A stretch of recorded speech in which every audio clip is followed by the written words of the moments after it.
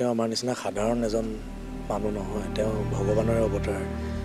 তেওঁ আচলতে ভগৱানৰ অৱতাৰ নহ'লে ইমানখিনি কথা কেতিয়াও মিলিব নোৱাৰে, কেতিয়াও নিজৰ কথা নিজে কৈ পেলাই যাব নোৱাৰে। তেওঁ গোটেইখিনি কৈ থৈ গৈছে। আৰু সেই সাগৰৰ চিনটোৰ পৰা আৰম্ভ কৰি তেওঁৰ লগত যিখিনি হ'ল,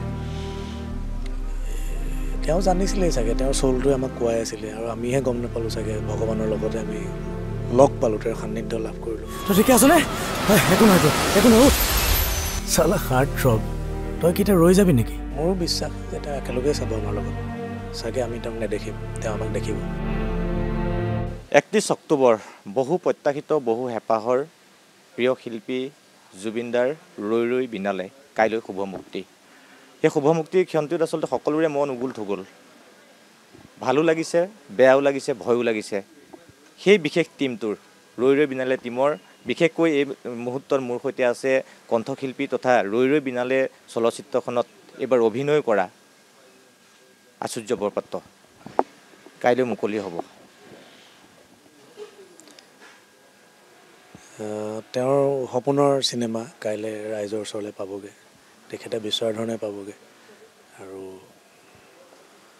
সকলো গোটেই টীমটোৱে কষ্ট তেওঁ বিচৰা ধৰণে গোটেইখিনি কাম কৰিবলৈ চেষ্টা কৰি, তেওঁৰ চিন্তাধাৰা কৰি পেলাই গোটেই ৰৈ ৰৈ বিনালেখন সম্পূৰ্ণ কৰি দাদাৰ হৈ অসমীয়া ৰাইজক কাইলৈ গতাই দিব চিনেমাখন। আৰু সকলোৱে আচলতে আমি ক'বলগীয়া একোৱেই নাই, মৰম জুবিনদাৰ প্ৰতি সদায় আছে, ৰাইজৰ আছে। জুবিনদাৰো ৰাইজৰ প্ৰতি মৰমখিনি আছে, সেই মৰমখিনিৰ মাজত চিনেমাখন থাকিব সদায়। কিন্তু মূল যিজন মানুহ, সেই মানুহজন কিন্তু আজি কায়িকভাৱে আমাৰ মাজত নাই। গতিকে এই মুহূৰ্তত মানে কাইলৈ যিহেতু সমগ্ৰ দেশবাসীয়ে চাব, গতিকে তুমি নিজেও অভিনয়ো কৰিছা এইখনত, দাদাক খুব ওচৰৰ পৰা বহু ক্ষেত্ৰত পাইছিলা। গতিকে কাইলৈ দিনটোৰ কাৰণে নিজক কেনেধৰণে আচলতে প্ৰস্তুত কৰিছা? সেই প্ৰস্তুত আমি কৰিব কেতিয়াও নোৱাৰোঁ। দাদা নোহোৱাৰ কথাটোতো মনলৈ নাহেই, আৰু সেই নহাটো মানে মোৰ ভাবোঁ যে মোৰ মনত সপোন হৈয়ে থাকক, দিঠক চাগে কেতিয়াও নহওক, সেইটো সঁচা নহওক। সেইটো মানে মই এতিয়া এনেকুৱা হয়, মই মনৰ মাজৰ পৰাও পলাওঁ সেই ঘটনাবোৰ যদি মনত পৰে। আৰু তেওঁ নাথাকিলেও, নথকা বুলি আচলতে ক'বলৈও কিবা লাগে। আৰু তেওঁ আছে বা তেওঁৰ আশীৰ্বাদ আছে কাৰণেই চাগে গোটেই টীমটোৱে চিনেমাখন ইমান কম সময়ত ৰাইজৰ মাজলৈ আগবঢ়াই দিব পাৰিছে। আৰু সেইখিনি অকল তেওঁৰ কাৰণে সম্ভৱ হৈছে। দাদা আছে, নথকা কেতিয়াও হ'ব নোৱাৰে। আৰু যিমানখিনি বা মই অভিনয় কৰিছোঁ বুলি নকওঁ, গোটেই টীমটোৰ সকলোৰে চাগে থাকিব যে চিনেমাখন তেওঁ একেলগে চোৱাৰ। তো মোৰো বিশ্বাস যে তেওঁ একেলগেই চাব আমাৰ লগত। চাগে আমি তেওঁক নেদেখিম, তেওঁ আমাক দেখিব।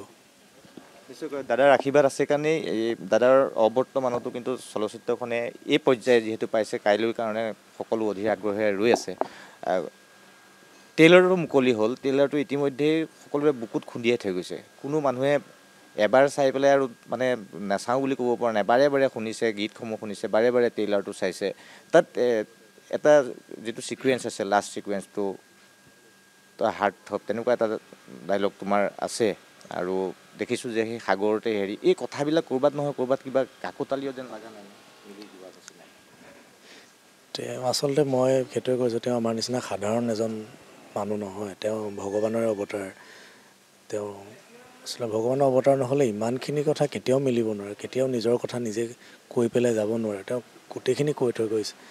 আৰু সেই সাগৰৰ চিনটোৰ পৰা আৰম্ভ কৰি তেওঁৰ লগত যিখিনি হ'ল, তেওঁ জানিছিলেই চাগে, তেওঁৰ চলটোৱে আমাক কোৱাই আছিলে, আৰু আমিহে গম নাপালোঁ চাগে। ভগৱানৰ লগতে আমি লগ পালোঁ, তেওঁৰ সান্নিধ্য লাভ কৰিলোঁ। সেই কাকতালীয় কয় নে আপুনি যিয়ে কয়, সেইটো তেওঁৰে ইচ্ছা গোটেইখিনি। আৰু বিশেষকৈ যিহেতু গোটেইখিনি সম্পূৰ্ণ হৈছে, গতিকে চিনেমাখনত কাইলৈ অসমৰ ৰাইজে চালে গম পাব ক'ত কি পায়, ৰাইজে তেওঁক বিচাৰি নিশ্চয় পাব। মই বিশেষ নুসুধোঁ, এটাই সুধিম যে এই চলচ্চিত্ৰখনৰ অভিনয় যিহেতু তুমি নিজে দাদাৰ লগত কৰিছা, সেই অভিনয় কৰাৰ ক্ষেত্ৰত কি ক'বা? তাৰমানে তুমিতো গান বহুত কৰিছা, দাদাৰ লগত বহুত গানত কৰিছা বা গানৰ মিউজিকৰ ক্ষেত্ৰতো কৰিছা। এই যিটো শেষবাৰৰ বাবে মানুহজনক আমি আৰু কায়িকভাৱে নাপাম, সেই অভিনয় যে কৰিবলৈ যে অন্ততঃ সুযোগ বুলি মই এই মুহূৰ্তত ক'ম, সেই সন্দৰ্ভত অকণমান। আচলতে যাৰ গান শুনি ডাঙৰ হৈ, যাৰ গান শুনি গান গাবলৈ আহিলোঁ, সেইজন মানুহ অনুৰাগী হৈ থাকিলোঁ। তেওঁ যেতিয়া চিনেমাখন কৰিবলৈ পোৱাৰ সুযোগটো মানে সকলোৱে চাগে কল্পনাৰ অতীত। মোৰ কাৰণেতো একদম সপোন যে তেওঁৰ চিনেমাত মই অভিনয় কৰিছোঁ। মই মানে বেলেগ আৰু সেইটো বুজাব নোৱাৰা এটা সুখ লগতে সমান্তৰালভাৱে তেওঁ নথকাৰ বা তেওঁৰ লগত চাব নোৱাৰা যোনখিনি সেইখিনি থাকি যাব যে তই ভাল কৰিছ বেয়া কৰিছ যিয়ে নহওক তেওঁ গালি পৰাই কওক মৰমেৰে কওক সেইখিনিতো সদায় আমাৰ লগত থাকে সেইখিনি নাপাম সেইখিনি ক'বলৈ নাপাম বাকী চব আছে চব হৈ আছে চব হৈ থাকিব চব চলি থাকিব কিন্তু তেওঁ সুখৰি আমাৰ লগত নাথাকিব আৰু মই যদি কওঁ চাগে জুবিনদাৰ জীৱনকালত সকলোতে তেওঁ অভিনয় সকলোৱে দেখিছে ভাল কৰিছে এইখনত তেওঁৰ জীৱনৰে চাগে সৰ্বশ্ৰেষ্ঠ অভিনয় এইখন চিনেমা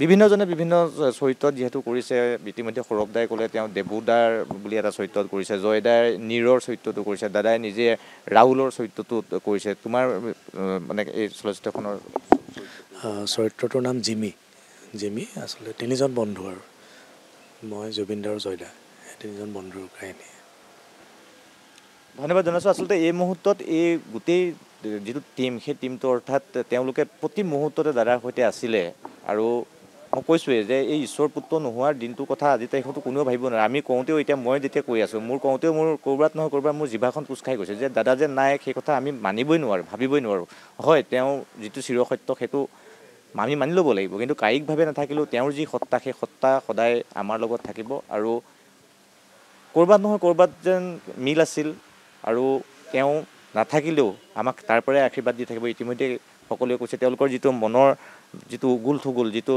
মানসিক অৱস্থা সেই মানসিক অৱস্থাটো সকলোৱে ইতিমধ্যে বুজি পাইছে আৰু আমিও আশা কৰিম যে জুবিন গাৰ্গ নামৰ সেই সত্তাটো তেওঁৰ যিসমূহ সৃষ্টি সেই সৃষ্টিসমূহক চাবলৈকে এবাৰ অন্ততঃ হললৈ আহক আৰু ৰৈ বিনালেৰ জৰিয়তে সেই দূৰদৰ্শী ব্যক্তিজনৰ যি সৃষ্টিৰ আধাৰ সেই সৃষ্টিৰ আধাৰ আপোনালোকে এবাৰ হ'লেও অনুধাৱন কৰক